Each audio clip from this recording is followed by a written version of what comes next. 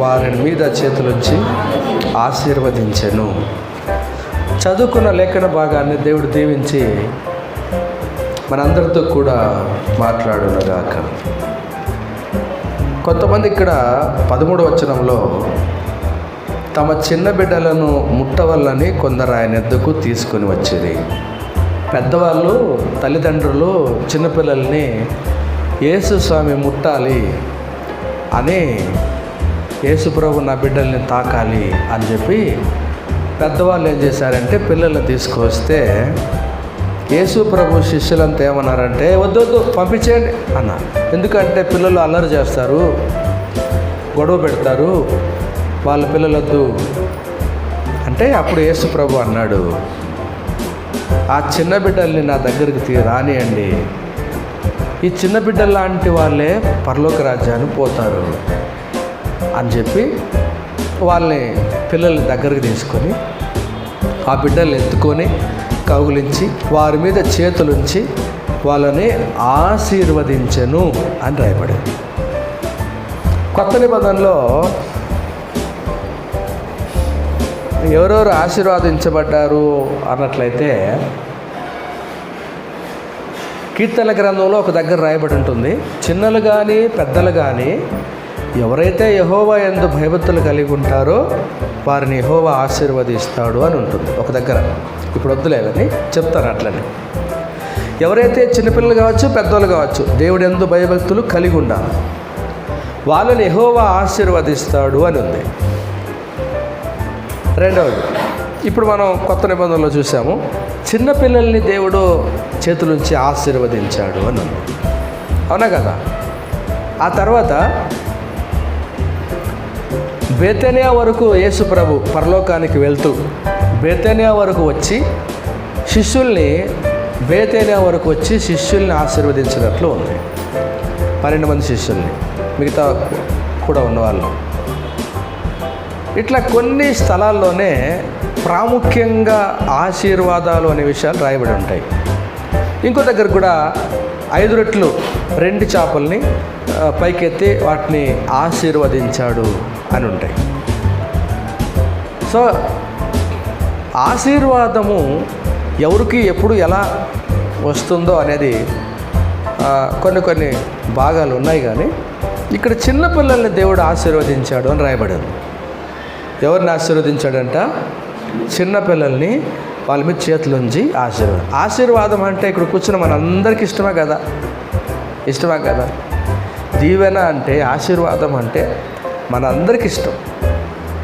అయితే ఇక్కడ చిన్నపిల్లల్ని దేవుడు ఆశీర్వదించాడు అన్నాడు కదా. సరే, ఒక మాట చదువుదాం.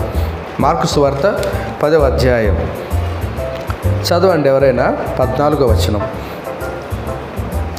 యేసు అది చూచి కోప్పడి, చిన్న బిడ్డల ఎద్దకు రానియుడి, వారు ఆటంకపరచొద్దు, దేవుని రాజ్యం ఇలాంటి వారిది. చిన్నపిల్లల్ని చూసి ఆయన ఏమన్నాడు? దేవుని రాజ్యం ఇట్లాంటి వారిది అన్నాడు. ఎట్లాంటి వారిది అంట దేవుని రాజ్యం? అంటే దేవుని రాజ్యంలో, పరలోక రాజ్యం, దేవుడిని దగ్గర పోవాలంటే ఇలాంటి వారిదే దేవుని రాజ్యము అని అన్నాడు. చిన్నపిల్లలు అంటే చాలా మనం కూడా అంటాం, పసిపిల్లలు వాళ్ళకేం తెలుసు, పాపం పుణ్యం తెలియదు అని అంటారు కదా. అట్లనే అంటారు. అవును, పసిపిల్లలకి ఏమి తెలియదు, పాపం తెలియదు, పుణ్యం తెలియదు. దేవుడు కూడా ఏమన్నాడంటే, ఈ చిన్న బిడ్డలు ఉంటారు కదా, చిన్నపిల్లలు, వాళ్ళదే పరలోక రాజ్యము అన్నాడు. అంటే దేవుడు ఉండే రాజ్యము వాళ్ళది, వాళ్ళే దేవుని దగ్గరికి వెళ్తారు, ఆ రాజ్యంలో వాళ్ళే చేరతారు అని. ఎందుకు అట్లా ఆ మాట మాట్లాడినాడు అంటే కొన్ని మాటలు చదువుదాం చూడండి. మత్తయి సువార్త 18వ అధ్యాయం. మత్తయి సువార్త కొత్త నిబంధన, మత్తయి సువార్త 18వ అధ్యాయము 4వ వచనం చదువుదాం. 4వ వచనం చదువు. కాగా ఈ బిడ్డల వలె తను తాను తగ్గించుకుని వాడెవడో వాడే పరలోక రాజ్యంలో గొప్పవాడు. అప్పుడు చిన్న బిడ్డలను చూసి ఏమన్నాడు? వాళ్ళు ఉండే లక్షణాన్ని ఏమని చెప్తున్నాడు ఆయన? తగ్గించుకునే వాళ్ళు అని రాయబడింది. చిన్న బిడ్డలు అంటే ఏమంట చెప్పండి? తగ్గించుకునే వాళ్ళంట. చిన్న బిడ్డల దగ్గర ఉన్న స్వభావం ఏమంటారు అంటే తగ్గింపు గుణం ఉంటుందంట, తగ్గింపు జీవితం అనేది ఉంటుందంట. అదేంటి పెద్దవాళ్ళకి తగ్గింపు జీవితం ఉండదా అంటే ఉండదు. అందుకే చిన్న బిడ్డలు చూపించాడు ఆయన. ఇప్పుడు 3వ వచనం చదువుదాం. 3వ వచనం అదే మత్తయి సువార్త 18:3. మీరు మార్పు నొంది బిడ్డల వారి వెంటరైతేనే కానీ పరలోక రాజ్యంలో ప్రవేశింపరని మీతో నిశ్చయముగా చెప్తున్నా. అంటే పెద్దవాళ్ళ గురించి ఏమంటున్నాడంటే చిన్నపిల్లల్లాగా మీరు మారాలి. ఏమిటి అంటే చూడండి, అదే చిన్నపిల్లలాగా ఎవరైనా తగ్గించుకుంటే వాడికి దేవుని రాజ్యం, వాడికి ఆశీర్వాదాన్ని పొందుతారు. ఎందుకు చిన్నపిల్లలను చూసి ఆయన పెద్దవాళ్ళకి నేర్పిస్తాడంటే మీరు తగ్గించుకోవాలా. నేనేం తగ్గించుకోవాలి? చూడండి, భార్య తగ్గించుకోదు, భర్త తగ్గించుకోలేదు. తగ్గించుకుంటారు ఎవరన్నా? పిల్లలు తగ్గించుకోరు. అమ్మ నా తగ్గించుకుంటారు ఎవరన్నా? నీకేం తక్కువ, నేనేం లేదా అని ఎక్కడన్నా అట్లే కదా పోటీ పడుతున్నారు. నేను కూడా కష్టపడి వస్తున్నాను, నేను కూడా జాబ్ పోయి వస్తున్నాను, నేను కూడా చదువుకున్నాను, నేను కూడా ఇల్లంతా కష్టపడ్డా తిరిగినాను, నేనేం ఊరుకుండలేదు అని పోటీ పడతామా లేదా? తగ్గించుకో. ఫ్రెండ్స్ ముందర పోటీ పడతామా లేదా? బంధువుల దగ్గర, ఫ్రెండ్స్ దగ్గర ఎక్కడైనా మనం తగ్గించుకుంటామా? పోనీ నేనేం తగ్గించుకోవాలా అని అంటాం. అందుకే చిన్నపిల్లలు చూపించేమంటాడంటే వాళ్ళకు తగ్గింపు. ఎందుకు తగ్గించుకోవాలా? మనం ఎందుకు తగ్గించుకోవాలంటే ఒక మాట చదువుదాం. ఫిలిప్పీలకు రాసిన పత్రిక, ఫిలిప్పీలకు రాసిన కొత్త నిబంధన చివరిలో ఉంటుంది. ఫిలిప్పీలకు రాసిన పత్రిక అక్కడ 2వ అధ్యాయం 7వ వచనం ఎవరైనా చదివితే,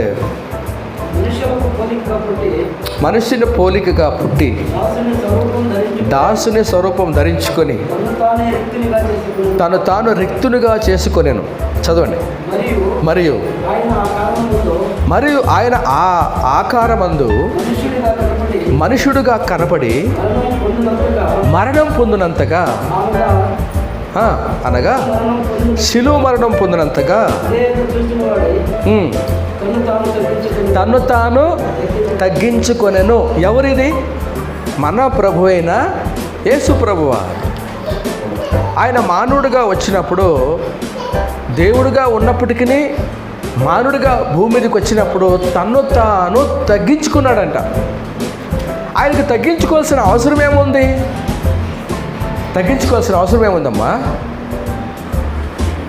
ఆయన పరిశుద్ధుడు కదా, ఆయన పుట్టినప్పుడే పరిశుద్ధంగా పుట్టాడు కదా, ఆయన దైవ కుమారుడిగా పుట్టాడు కదా, లేకపోతే ఆయన దైవత్వం దేవుడు కదా. ఆయన ఎందుకు తను తాను తగ్గించుకోవాల్సి వచ్చింది? రాజుల దగ్గర రాజు తీర్పు దగ్గర నిలబడితే ఆయన మౌనంగా తను తాను తగ్గించుకొని నిలబడ్డాడు. మన ప్రభు, మనం ఆరాధించే దేవుడు, ప్రార్థించే దేవుడు, నమ్మిన దేవుడు, మనం కొలుస్తున్న ఆయన శిలువ మరణం పొందేంత వరకు తన్ను తాను తగ్గించుకున్నాడంట. ఇది కొంచెం ఉండని. యోహాను సువార్త 13వ అధ్యాయంలో, యోహాను సువార్త 13వ అధ్యాయం, యోహాను సువార్త 13వ అధ్యాయం చదువుకుందాం. 5వ వచనం. అంతటా పల్లెములో నీళ్లు పోసి శిష్యుల పాదాలు కడుగుటకును తాను కట్టుకొనిన తువాలను మొదలు పెట్టాడంట. వీళ్ళెవరు? సముద్రం దగ్గర చేపలు పట్టుకునేవాళ్ళు. చదువు ఏమైనా ఉందా అంటే ఏం చదువు, డిగ్రీలు లేవు. జాలర్లు, చేపలు పట్టుకొని అమ్మి బ్రతికేవాళ్ళు. వాళ్ళ పాదాలను కడిగేదానికి యేసు ప్రభు టవల్ తీసుకొని వాళ్ళ పాదాలను కడిగి తుడిచేదానికి సిద్ధపడ్డాడంట. అప్పుడు యేసు స్వామి మనిషి యొక్క సామాన్యమైన విద్య లేని పామరులను వాళ్ళ పాదాలను కడుగుటకు యేసు ప్రభు తగ్గించుకున్నాడంట. అవునా కదా? ఇప్పుడు మనం తగ్గించుకుంటే ఏమైపోతుంది? అది ఎట్లా మనం తగ్గించుకునేది అంటావా? అది ఎట్లా తగ్గించుకోమంటావు? ఆయన నేను చూడాల్సిందే, అంతే కదమ్మా. తగ్గించుకుందామా చూసుకుందామా? అంటే తగ్గించుకుంటే ఏమనంటే ప్రభు అన్నాడు, చిన్న బిడ్డలాగా నువ్వు తగ్గించుకుంటే ఆ చిన్న బిడ్డని చేతులు పెట్టి ఆశీర్వదించినట్లుగా నిన్ను కూడా అదే విధంగా ఆశీర్వదిస్తాను. చిన్న బిడ్డలతో ఉన్నది ఏమిటారు అంటే తగ్గింపు జీవితం, తగ్గింపు గుణం. అందరూ పెద్దోళ్ళు ఉన్నారనుకోండి, ఎవడో ఒక చిన్నోడు అనుకోండి, పోరా అంత పెద్దోళ్ళు ఉన్నారు పక్కంటే చిన్నోడు గమనం వెళ్తాడు, అంతే. గమనం ఏదో పక్క కూర్చుంటాడు సైలెంట్గా. ఎంతైనా ఏదైనా మన ప్రభువే ఆ తగ్గింపు జీవితాన్ని చూశాడు, ఆయన చూపెట్టాడు ప్రజలకి. మనకు కూడా ఆ స్వభావం ఉండాలంట. ఉంటే ఏమవుతారంటే మనమే దీవించబడతాం, మనమే ప్రభు ఆయన చేతులు మన మీద ఉంచి ఆశీర్వదించి అన్ని విషయాల్లో ఎదిగేటట్లుగా, వర్ధిల్లేటట్లుగా, అభివృద్ధి పొందేటట్లుగా ప్రభు చేయగలుగుతాడు. ఆ రోజు తర్వాత శత్రువులు చూసుకుంటారు, వాడు తగ్గించుకున్నాడు, వాడి మీద మేము చాలా గర్వంగా మాట్లాడినాం, కానీ దేవుడు వాడినే బాగు చేశాడు, వాడే బాగున్నాడు అని ఒకరోజు ప్రజలను చెప్పుకుంటారు. తగ్గించుకొనుట. సరే, ఇంకొక మాట, ఎందుకు తగ్గించుకోవాలి అని ఒక మాటని మనం చూద్దాం. అసలు మానవుడు మనిషిలో ఎందుకు తగ్గించుకోవాలా? రండి చూస్తాం, రండి. లూకాసు వార్త 18వ అధ్యాయం. లూకాసు వార్త 18వ అధ్యాయం చదువుదాం. లూకాసు వార్త 18, 10వ వచనం చదువుదాం. ప్రార్థన చేయటకై 2 మనుషులు దేవాలయంలోకి వెళ్ళిరి. చదవండి. వారిలో ఒకడు పరిసయ్యుడు, ఒకడు సుంకరి. 2 మనుషులు ప్రార్థన చేసేదానికి దేవాలయానికి పోయారంట. దాంట్లో ఒక ఆయన పేరు పరిసయ్యుడు, ఒక ఆయన పేరు సుంకరి. వీళ్ళిద్దరూ ప్రార్థన చేసేదానికి దేవాలయం దగ్గరికి పోతే ఈ పరిసయ్యుడు అనే ఆయన ఏమంటున్నాడంటే, దేవా, నేను దొంగతనాలు చేయలేదు, అన్యాయం చేయలేదు, వ్యభిచారం చేయలేదు, ఇతర మనుషుల్లాగా నేను ఉండలేదు, నాతో కూడా ఈ ప్రార్థనకు వచ్చిన ఈ సుంకర్లాగా కూడా నేను లేడు. నీకు కృతజ్ఞతలు. వారానికి 2 సార్లు ఏముంటాను? ఉపవాసం ఉంటాను. నా దశోభాగం అంతట్లో, నా సంపాదన అంతట్లో 10వ వంతు చెల్లిస్తాను అని తనలో తాను ప్రార్థించుచుండెను అని రాయబడింది. 2 మనుషులు ప్రార్థనకు వస్తే ఒక ఆయన వెళ్ళి వారానికి 2 సార్లు ఉపవాసం ఉంటాను, నా సంపాదన అంతట్లో 10వ భాగం దేవుడికి ఇస్తాను, నేను దొంగతనం, అన్యాయం, వ్యభిచారం, లోకస్తులాగా ఈ మనుషుల్లాగా నేను చేయను, నాతో కూడా ప్రార్థనకు వచ్చాడు కదా ఆయనలాగా కూడా నేనేం చేయను అని తనలో తాను ప్రార్థన చేసుకుంటున్నాడంట. రెండవ మనిషి ఏం ప్రార్థన చేస్తుంది చూడండి, 13వ వచనం. అయితే సుంకరి దూరంగా నిలిచుండి ఆకాశం వైపు కళ్ళెత్తుటకైనను ధైర్యం చాలక రొమ్ము కొట్టుకొనుచు, దేవా, పాపినని నన్ను కరుణించుమనెను. రెండో మనిషి ఏమంటున్నాడంటే, దేవా, కనులెత్తి, అంటే ఇంకోటి, ఆయన మందిరానికి దూరంగా నిలబడి ఆకాశం వైపు నీ వైపు చూసుట కన్నెత్తుటకైన నువ్వు ధైర్యం చాలక రొమ్ము కొట్టుకుంటూ, దేవా, పాపినని నన్ను కరుణించమని పలికాడు. కింద అంటున్నాడు, అతనికంటే ఇతడు నీతిమంతుడిగా తీర్చబడి తన ఇంటికి వెళ్ళని మీతో చెప్పుచున్నాను. తాను తగ్గించుకున్నవాడు హెచ్చించబడినని, తాను హెచ్చించుకున్నవాడు తగ్గింపబడినని, తాను తగ్గించుకున్నవాడు హెచ్చించబడదని చెప్పాను. ఇక్కడ ఎవరు తగ్గించుకున్నారు, ఎవరు హెచ్చించుకున్నారు? దేవాలయానికి పోయి నేను ఉపవాసం ఉంటాను, దశభాగం ఇస్తాను, పరిశుద్ధంగా ఉంటాను అని పొగుడుకున్న, హెచ్చించుకున్న మనిషి మొదటివాడు. రెండో మనిషి ఏమన్నాడంటే, ఒక దెబ్బతో దూరంగా ఉండి నీ వైపు చూసినప్పుడు ధైర్యం కూడా లేదయ్యా అని చెప్తూ, పాపినైనా నన్ను కరుణించయ్యా అని ప్రార్థన చేసి తను తాను తగ్గించుకున్నాడు. అంటే మనం ఎందుకు తగ్గించుకోవాలంటే, మనలో పాపము అనేది ఉంటుంది. మనలో ఏముంటుంది చెప్పండి? మనలో ఏముంది? పాపం ఉంది. పాపం అంటే ఏమిటి? మన భాషలో తప్పుడు పనులు ఉంటాయి, చెడ్డ కార్యాలు ఉంటాయి. ఉంటాయా లేదా? ఉన్నాయా లేదా? లేదంటారా? సరే, మా దగ్గర ఏ తప్పు లేదండి, ఏ పాపము లేదు, ఏ దోషము లేదు, ఏ చెడుతనం లేదని ఉంటారా? ఒకవేళ అలా అన్నామనుకోండి, ఎవరి ద్వారా అయ్యావు? ఈరోజు ఒకవేళ పరిశుద్ధుడిగా నీతిమంతుడిగా మారింటే, ఈరోజు నాలో ఏ పాపము లేదు, పరిశుద్ధంగా ఉన్నాను, నీతిగా న్యాయంగా బాగున్నాను, నాలో ఏ తప్పు లేదనట్లే ఎవరి ద్వారా అయ్యావు? యేసు ప్రభు ద్వారా. దాంట్లో హెచ్చించుకోవాల్సింది ఏమీ లేదు. ఒకవేళ మనం పరిశుద్ధుడిగా నీతిమంతుడిగా మంచి వాళ్ళగా ఏ నేరం లేకుండా పవిత్రంగా ఉండగలుగుతున్నామన్నా కూడా, అలా అయింది కూడా, అలా చేసింది కూడా దేవుడే. నువ్వు హెచ్చించుకునే దానికి ఏమి లేదు. దాంట్లో ఉందేమన్నా? లేదు. ఒకవేళ ఆ దృష్టిలో ఉంటే, నాలో ఇప్పుడు నేను ఏ పాపాలు చేయడం లేదు, నా పాపాలు ఏమి లేదు, నా దగ్గర ఏ చెడుతనం లేదు, నేను పరిశుద్ధంగానే నీచిగానే బాగానే ఉన్నాను, ఒకవేళ పరిశీలిలాగా అంటే ఏం చేయాలి? ఇంకా తగ్గించుకోవాలి. ప్రభా, ఈ పాపములో ఉంటున్న మనుషుల్ని ఇలా మార్చేసినందుకు ప్రభా నీకు ఇంకా స్తోత్రం అని చెప్పి తగ్గించుకోవాల్సింది. అలా కాకుండా తను తాను హెచ్చించుకుంటున్నాడంట.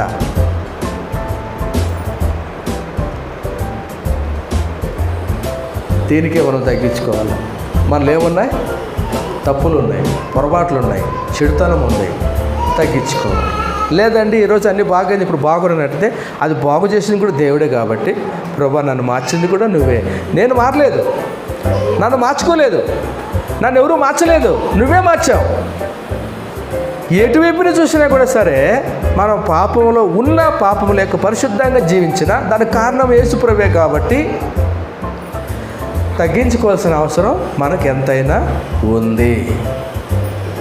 సరే, ఇంకో మాట చదువుదాం, రండి చదువుకుందాం. రోమీయులకు రాసిన పత్రిక 5వ అధ్యాయం 8వ వచనం. రోమీయులకు రాసిన పత్రిక 5వ అధ్యాయము 8వ వచనం. అయితే దేవుడు మన ఎడల ఎలా పరుచుచున్నాడు? ఎట్లనగా, అదిగో మనం ఇంకనూ పాపులమై ఉండగా, మనం ఇంకనూ ఏమైపోయినాం? మరి ఇప్పుడు కూడా ఇంకనూ మనలో ఏముంది? పాపం ఉన్నది అని చెప్తుంది వాక్యం. లేదంటారా? లేదంటే మంచిదే. ఇంకా పాపములో ఉన్నారు లేదంటారా? పాపపు ఆలోచనలు, పాపపు చూపులు, పాపపు మనస్సు, పాపపు క్రియలు, చెడు కార్యాలు లేదంటారా? ఇంకనూ మనలో పాపములమై ఉండగా అని రాయబడుతుంది. అందుకే మనం తగ్గించుకోవాలి. ఇంకా సరే, ఇంకో మాట చదువుదాం. మొదటి యోహాను సువార్త కొత్త నిబంధన చివరిలో ఉంటుంది. మొదటి యోహాను సువార్త 1వ అధ్యాయం 8వ వచనం. 1వ అధ్యాయం 8వ వచనం. 1 జాన్ 8వ వచనం. మనము పాపము లేని వారమని చెప్పుకున్న ఎడల మనల్ని మనమే మోసపుచ్చుకుందాము, మరియు మనలో సత్యం ఉండదు. ఒకవేళ మనలో ఏ పాపము లేదు, నాలో అని అనుకున్నట్లయితే మనలో మనమే మోసం చేసుకుంటామంట, మనలో సత్యం ఉండదంట. అంటే మనలో ఏముంది? మన శరీరంలో ఏముంది? మనసు హృదయాన్ని మార్చుకున్నాం, మనసు హృదయం ప్రభుకి ఇచ్చాం. అయితే ఇంకా శరీరంలో మన జీవితంలో ఏముంది? ఎవరైనా నాతో ఏ పాపము లేదన్నట్లయితే వాడు మోసం చేసుకుంటాడంట, వాడు సత్యంలో లేక అసత్యంలో నిలబడతాడంట. ఇంకనూ మనం పాపలమై ఉన్నాం, విశ్వాసమైనప్పటికీ పాపపు క్రియలు కలిగిన వారమై ఉంటున్నాము అని చెప్తుంది వాక్యం. ఒకవేళ నాతో లేనే లేదు, వాడు మోసగాడు, వాడు అబద్ధం, వాడు సత్యం లేదు వాడిలో అని వాక్యం చెప్తుంది. అంటే మనం ఎందుకు మనం తగ్గించుకోవాలంటే, ఎందుకు దేవుని ఎదుట మనల్ని మనం తగ్గించుకునేది నేర్చుకోవాలంటే, ఒకవేళ మనల్ని పవిత్రులుగా మార్చింది కూడా ఆయనే కాబట్టి తగ్గించుకోవాలి.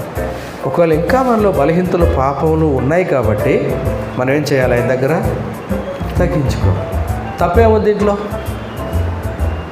స్కూల్లో మీరు స్కూల్కి పోతారు కదా,